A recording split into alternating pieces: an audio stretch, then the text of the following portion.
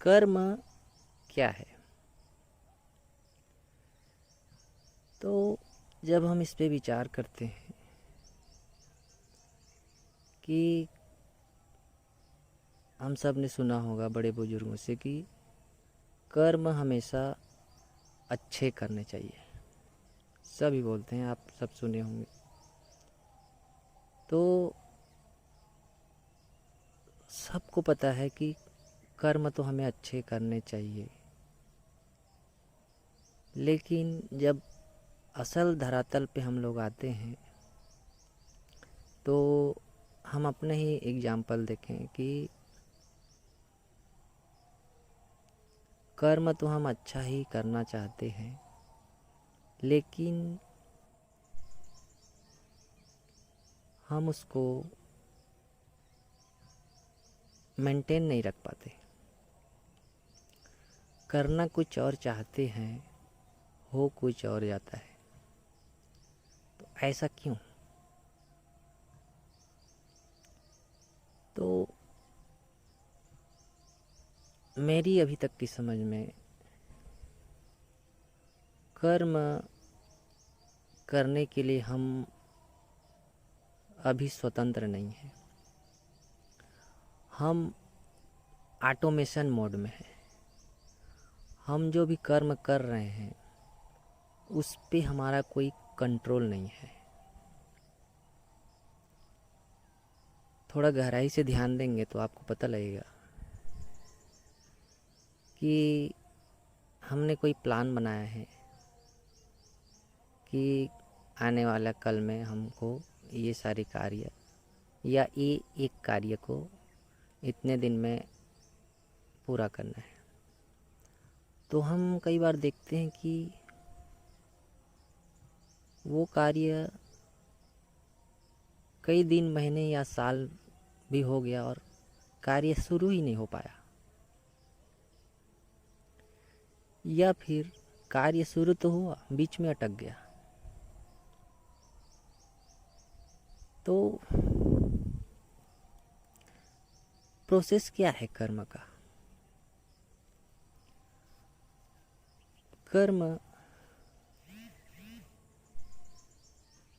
को हम ऐसे समझ सकते हैं कि हमारा 3 तरह से मन है: चेतन मन, अवचेतन मन, अचेतन मन।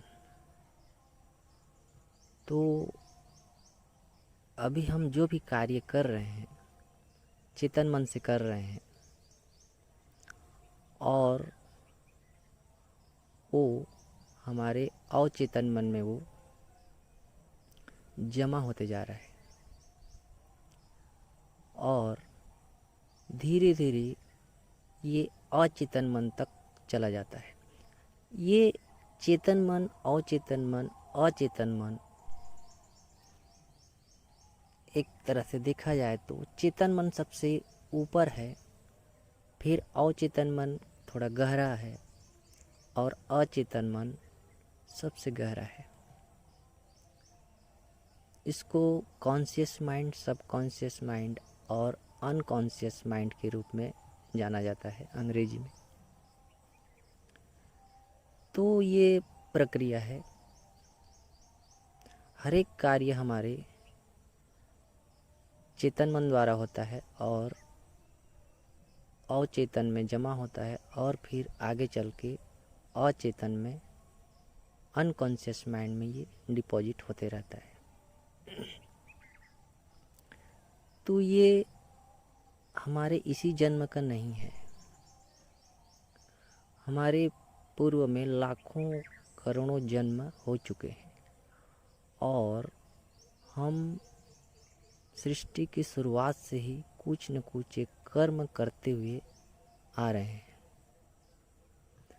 तो ये सारा डेटा अनकॉन्शियस माइंड या अचेतन मन में, गहरे तल में जमा हुआ है।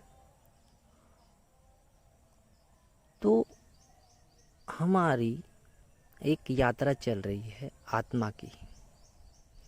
आत्मा की यात्रा में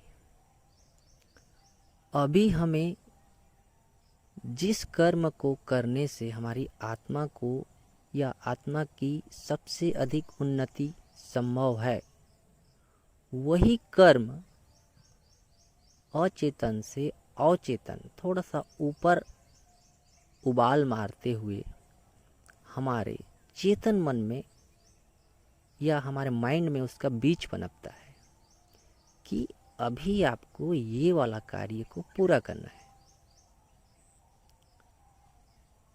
तो ये प्रोसेस है कर्म का। हम चेतन मन से जो सोच रहे हैं, जो करना चाहते हैं, जरूरी नहीं है आप उसको पूरा कर लेंगे, क्योंकि ऐसे समझे चेतन मन के पास मान लो 1 हाथी का ताकत है तो अवचेतन के पास 100 हाथी की ताकत है। इसी तरह से अचेतन के पास 1000 हाथी की ताकत है। तो जब अवचेतन आपको बोलेगा 100 हाथी बोलेंगे 1 हाथी को, या चेतन मन को समझो, तो वो मना नहीं कर पाएगा। हर हाल में उसकी आज्ञा का पालन करना ही पड़ेगा। तो ये ऑटोमेशन, इसीलिए मैं आपको शुरू से ही बोला था, हम ऑटोमेशन में हैं। कार्य हम अपने मन से नहीं कर सकते। भले ही कोई कार्य हम अपने हिसाब से करते हैं और पूरा हो जाता है, उसका होना ही होता है तब पूरा होता है, नहीं तो कोई संभावना ही नहीं है कि उसका पूरा हो जाए। तो ये है कर्म का प्रोसेस है।